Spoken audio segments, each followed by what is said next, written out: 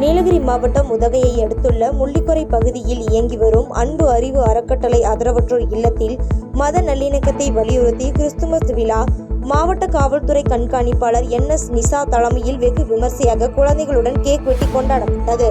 இவ்விழாவில் உதகை நகராட்சி ஆணையர், நகராட்சி தலைவர் மற்றும் மத நல்லிணக்க தலைவர்கள் கலந்து கொண்டனர். தூத்துக்குடி அரசு மருத்துவமனையில் பணிபுரியும் செவிலியர் சுகப்பிரியா என்பவர் இருசக்கர வாகன விபத்தில் உயிரிழந்தார். இந்நிலையில் அவரது உடலுக்கு அரசு மருத்துவக் கல்லூரி மருத்துவமனை முதல்வர் மற்றும் மருத்துவர்கள், செவிலியர்கள் என அனைவரும் மலர் அஞ்சலி செலுத்தினர். ராணிப்பேட்டை மாவட்டம் சோளிங்கரில் நகரங்களின் தூய்மை பணிக்கான மக்கள் இயக்கம் சார்பில் சோளிங்கர் நகராட்சி தலைவர் தமிழ்ச்செல்வி அசோகன் தலைமையில் சோளிங்கர் அரசு மருத்துவமனையில் நகராட்சியில் நிரந்தர தூய்மை பணியாளருக்கான பல்நோக்கு சிறப்பு மருத்துவ முகாம் நடைபெற்றது. இதில் நகராட்சியில் பணிபுரியும் நிரந்தர தூய்மை பணியாளர்கள் 50க்கும் மேற்பட்டோர் கலந்து கொண்டு பரிசோதனை செய்து கொண்டனர். திருவள்ளூர் மாவட்டம் கும்மிடிப்பூண்டி பேரூராட்சியில் நெடுஞ்சாலைத்துறை கட்டுப்பாட்டில் உள்ள சுமார் 7 கிலோமீட்டர் தூரம் கொண்ட GNT சாலையில் பழங்குடியின மக்கள் சிலர் சாலையோரத்தில் தள்ளுவண்டியில் வியாபாரம் செய்து வந்தனர். இந்நிலையில் அங்கு ஆக்கிரமிப்புகளை அகற்ற வந்த நெடுஞ்சாலைத்துறை அதிகாரிகளுடன் பழங்குடியின மக்கள் கடும் வாக்குவாதத்தில் ஈடுபட்டதால் அங்கு பரபரப்பு ஏற்பட்டது. திருவள்ளூர் மாவட்டம் பொன்னேரி அருகே வெள்ளப்பெருக்கால் பாதிக்கப்பட்ட மக்களுக்கு பொன்னேரி காங்கிரஸ் MLA துரை சந்திரசேகர் அரிசி உள்ளிட்ட நிவாரண உதவிகளை வழங்கினார். அப்போது MLAவை முற்றுகையிட்ட அப்பகுதி பெண்கள் தங்களது கிராமத்திற்கு மேம்பாலம் கட்டி கொடுத்து பேருந்து வசதி ஏற்படுத்தி தர வேண்டும் என முறையிட்டனர். தொடர்ந்து அவர்களிடம் MLA துரை சந்திரசேகர் ஆற்றில் நீரோட்டம் குறைந்ததும் தற்காலிக சாலை அமைத்து போக்குவரத்து செல்ல வழிவகை செய்யப்படும் எனவும் விரைவில் மேம்பாலம் அமைத்திட நடவடிக்கை எடுக்கப்படும் என உறுதியளித்தார்.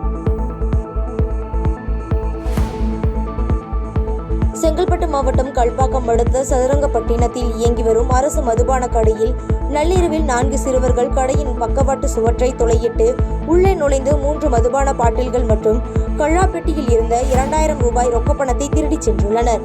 இந்நிலையில் இந்த CCTV காட்சியின் அடிப்படையில் சதுரங்கப்பட்டினம் போலீசார் குற்றவாளிகளை தேடி வரும் நிலையில் இதுகுறித்தான CCTV காட்சிகள் வெளியாகி பரபரப்பை ஏற்படுத்தியுள்ளது.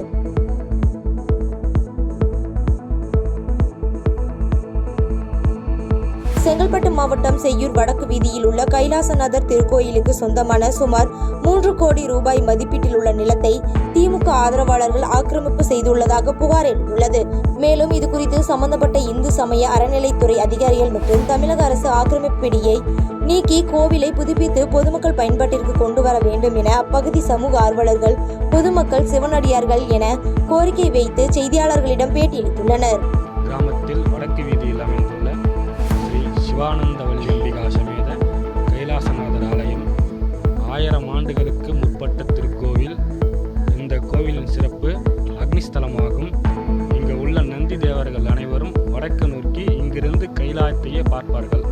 இப்பேற்பட்ட அற்புதமான ஒரு ஆலயம் இன்று கேட்பாரட்டு வழமை மிகவும் சீதளமடைந்திருக்கிறது. இந்த ஆலயத்தை தமிழக அரசு இந்து சமய அறநிலையத்துறைக்கு பல மனுக்கள் அனுப்பியும் கண்டுகொள்ளாமல் இருக்கிறது. காஞ்சிபுரத்தின் பிரதான மைய பகுதியாக விளங்கும் காந்தி சாலையில் 350க்கும் மேற்பட்ட கடைகள் அமைந்துள்ளது. இந்நிலையில் இப்பகுதியில் மிகுந்த போக்குவரத்து நெரிசல் ஏற்படுவதாக தொடர் புகார்களின் அடிப்படையில் மாவட்ட நிர்வாகம் மற்றும் மாவட்ட காவல்துறை இணைந்து போக்குவரத்து மாற்றத்தை ஏற்படுத்தியுள்ளனர். இதனால் தங்களது வாழ்வாதாரம் பாதிக்கப்படுவதாக கூறி காந்தி சாலை வியாபாரிகள் மற்றும் கடை ஊழியர்கள் என அனைவரும் ஒருங்கிணைந்து காஞ்சிபுரம் தேரடியில் இருந்து பழைய ராஜாஜி மார்க்கெட் வரை கைகோர்த்து மனித சங்கிலி போராட்டத்தில் ஈடுபட்டனர். இதனால் அங்கு சிறிது நேரம் பரபரப்பு ஏற்பட்டது.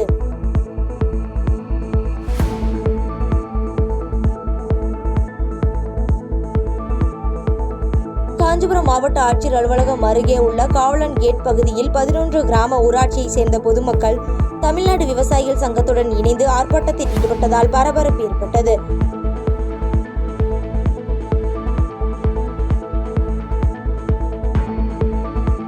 கடலூர் மாவட்டம் சிதம்பரத்தில் அரசு பெண்கள் மேல்நிலைப் பள்ளியில் வழிந்து ஓடும் சாக்கடை நீர் துர்நாற்றம் வீசுவதால் மாணவிகள் அவதியடைந்து வருகின்றனர். இதனால் நோய் தொற்று ஏற்படும் அபாயம் உள்ளதால் சாக்கடை நீரை அகற்றி இதுபோன்று பள்ளிக்குள் வராமல் இருக்க நடவடிக்கை எடுக்க வேண்டும் என ஆசிரியர்கள் மற்றும் மாணவர்கள் சம்பந்தப்பட்ட அதிகாரிகளுக்கு கோரிக்கை விடுத்துள்ளனர்.